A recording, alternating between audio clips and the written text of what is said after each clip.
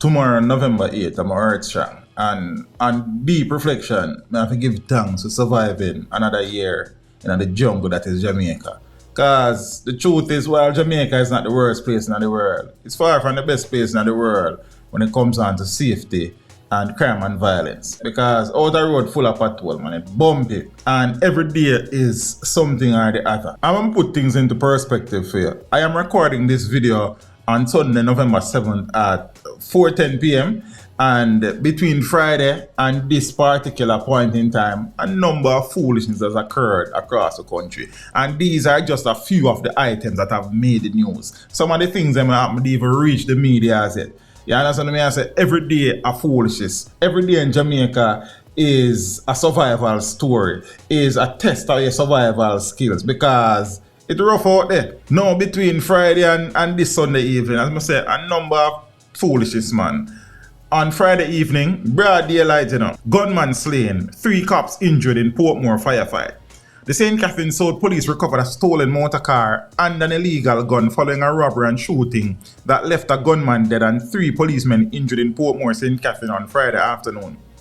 2 of the lawmen were shot, but their injuries are not considered life-threatening. Give thanks to that, but we're happy to hear that. The 3rd was injured as one of the fleeing gunmen stole a taxi and ran over the cop's leg in a bid to escape. Now, Commander for the St. Catherine South Police Division, Superintendent Christopher Smith, said that covert teams patrolling in Portmore saw 2 women crying, lamenting that they had been robbed by men traveling in a motor vehicle. Phillips said that the police gave chase and caught up with the assailants at the intersection of the Gregory Park, Main Road and Passage 4 Drive. One of the men reportedly alighted from the vehicle and started firing at the police. Another man took a taximan out of his vehicle and tried to make his escape. During that process, he ran over the leg of one of the police officers. The police reportedly returned the gunfire, and when the shooting subsided, one of the alleged robbers was found suffering from gunshot wounds, so he was taken to hospital where he died. Broad daylight, Friday evening. Practically peak hour traffic. Homeless man bludgeoned to death on Lyndhurst Road. So a homeless man was bludgeoned to death Friday morning on Lyndhurst Road in St. Andrew. Now police sources said that a stone was used to hit the now deceased man several times in the head. The perpetrator is alleged to be a man of unsound mind. However, this has not been confirmed by the police. If I know one thing, I next family. Gunman shot dead after attack on store in downtown Kingston.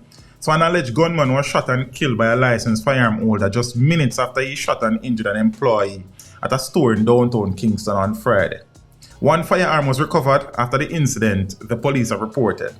Now reports are that about 7 p.m, the armed man went into a business place on Princess Street and pulled a firearm and shot the female employee. Sources report that after the attack, the man was running from the area when he was greeted by the licensed firearm holder. A shootout reportedly ensued and the gunman was shot and killed. The shooting sent members of the public who were doing business in that section of the commercial hub scampering for cover. I can just imagine. 54-year-old woman killed and her husband injured by a robber in Manchester. So a woman was found dead and her spouse injured after an alleged attack was carried out by an intruder at their home in Blenheim District in Newport, Manchester on Friday night. The deceased has been identified as 54-year-old Lorna Lake. Her common-law husband was treated at hospital for the injuries sustained during the night's onslaught, which reportedly began about 6:30 p.m. Then night just come down. Preliminary police reports are that the couple was at home when a man entered and allegedly demanded money. When his demands were not met, he tied up Lake and their spouse and took them outside to bushes where they were severely beaten. Oh, I see. It is alleged that the woman's spouse fell to the ground during the attack and pretended to be motionless. However, the intruder carried Lake to another section of the property. Her spouse, meanwhile, struggled to the house and alerted the police. The police arrived sometime later and a search was conducted for Lake. Her body was later found in bushes with what appeared to be a head wound and other injuries to her body. She was pronounced dead at hospital. Trelawney man shot dead in drive-by attack. Images related to this incident have been circulating on social media. The Trelawney police are probing the murder of a man who was gunned down in a drive-by shooting in the parish on Friday afternoon. Broad daylight again. The deceased has been identified as 18-year-old Rodine Keane of Buttup Town in Albert Town, Trelawney.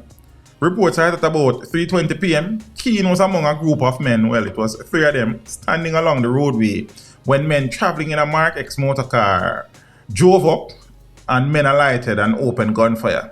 Keane was shot and taken to hospital where he was pronounced dead.